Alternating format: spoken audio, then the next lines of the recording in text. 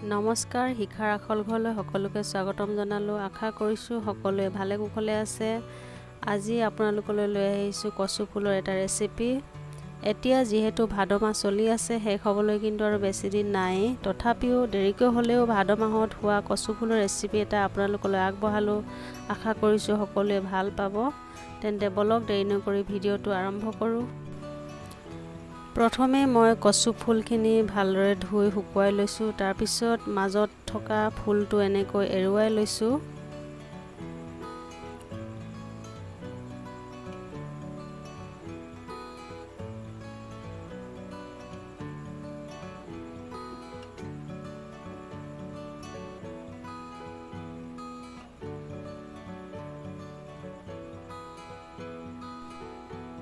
তাৰপিছত মই এটা বাটি লৈ লৈছোঁ আৰু তাতে কচু ফুলখিনি ভালদৰে কাটি ল'ম। প্ৰথমে ঠাৰিটো গুচাই লৈছোঁ এনেকৈ। তাৰপিছত এইখিনি মিহি মিহিকৈ মই গোটেইখিনি কাটি ল'ম।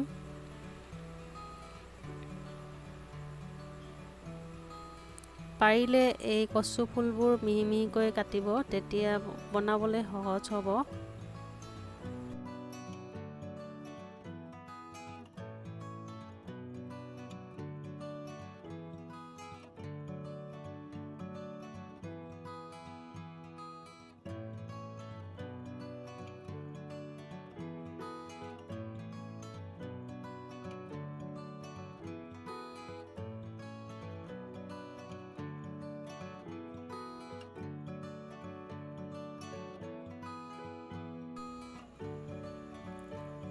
এয়া কচু ফুলখিনি কটা হৈ গ'ল।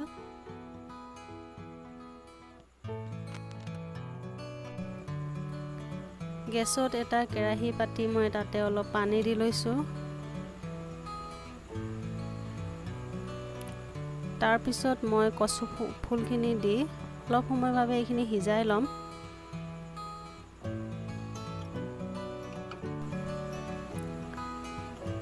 তাৰপাছত হেতা এখনেৰে লৰাই এইখিনি মই ঢাকোন মাৰি 10 মিনিটৰ বাবে সিজিবলৈ দিম।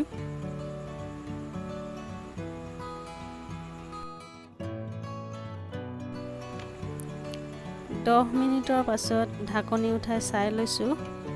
কচুখিনি ভালদৰে উতলিবলৈ ধৰিছে আৰু এতিয়া এইখিনি মই পানীৰ পৰা উঠাই ল'ম। কচু ফুল বনালে সদায় বইল কৰিয়ে ল'ব লাগে, নহ'লে খজুৱাব পাৰে। সেইবাবে সদায় বইল কৰিয়ে ল'ব বনালে।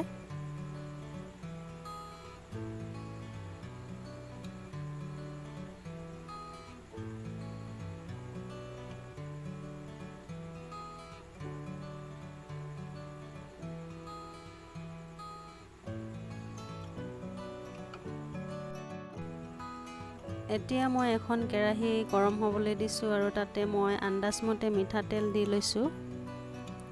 তেলখিনি ভালদৰে গৰম হ'বলৈ দিম।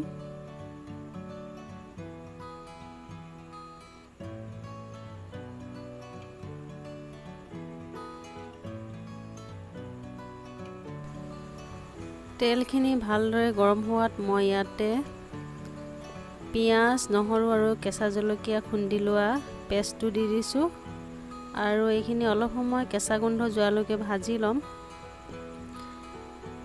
এই কচু ফুলৰ ভাজিখনত বৰ বেছিকৈ মছলা নিদিলেও হ'ব, এনেই খাবলৈ বহুতেই টেষ্টি হয়।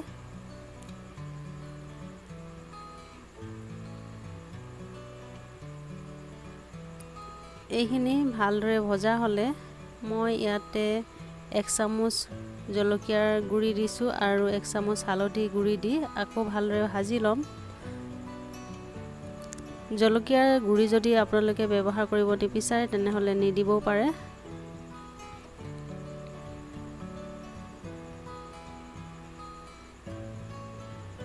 এইখিনি ভালদৰে মিক্স কৰি লৈছোঁ।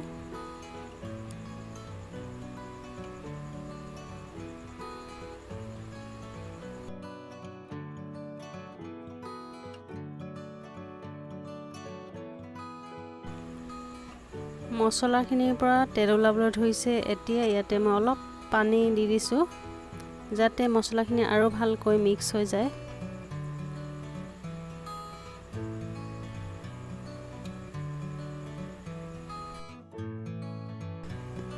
মছলাখিনি ভালদৰে ভজা হৈ গৈছে। এতিয়া ইয়াতে মই কচু ফুলখিনি দি দিছোঁ, যিখিনি মই বইল কৰি থৈছিলোঁ। তাৰপিছত মই ভালকৈ এইখিনি লৰাই ল'ম। গেছৰ ফ্লেমটো ল' কৰি দিম যাতে এইখিনি লাহে লাহেকৈ সিজি থাকে।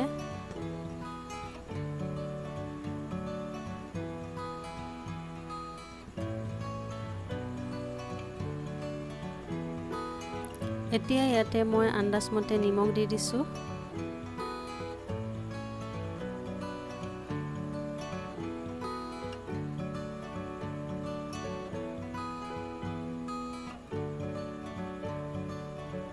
নিমখখিনি দি ভালদৰে মই মিক্স কৰি ল'ম।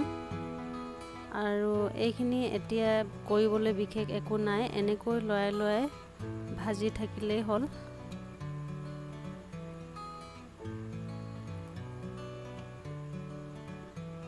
তাৰপাছত মই ঢাকনিৰে ঢাকি অলপ সময়ৰ বাবে এনেকৈ সিজিবলৈ দিম। অলপ সময় ঢাকি ৰখাৰ পাছত মই এইখিনি চাই লৈছোঁ। কচু ফুলখিনিৰ পৰা পানী ওলাবলৈ ধৰিছে। এতিয়া আৰু নাঢাকিলেও হ'ব, এইখিনি এনেকৈ লৰাই লৰাই ভাজি থাকিলেই হ'ল। একদম শুকুৱাই দিব লাগিব, নহ'লে অলপ হ'লেও পানী থাকিলে খজুৱাব পাৰে। প্ৰায় 20 মিনিট এনেকৈ লৰাই লৰাই ভাজি থকাৰ পাছত কচুখিনিৰ পৰা পানী শুকাবলৈ ধৰিছে। আৰু অলপ শুকুৱাই ল'ম। প্ৰায় আধা ঘণ্টা সিজোৱাৰ পাছত এয়া দেখিছেনে, মোৰ কচুখিনি এনেকুৱা ধৰণৰ হ'ল।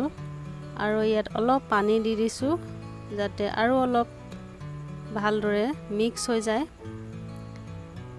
এনেদৰে অলপ সময় লৰোৱাৰ পাছত মোৰ কচুৰ ৰেচিপিটো একেবাৰে ৰেডি হৈ গ'ল।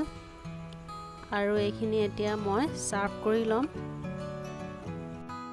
শেষত ভিডিঅ'টো বাৰু আপোনালোকৰ কেনে লাগিল নিশ্চয় এবাৰ জনাবচোন। আৰু লাইক, কমেণ্ট আৰু শ্বেয়াৰ কৰি দিব আৰু ছাবস্ক্ৰাইব কৰি দিব। ধন্যবাদ।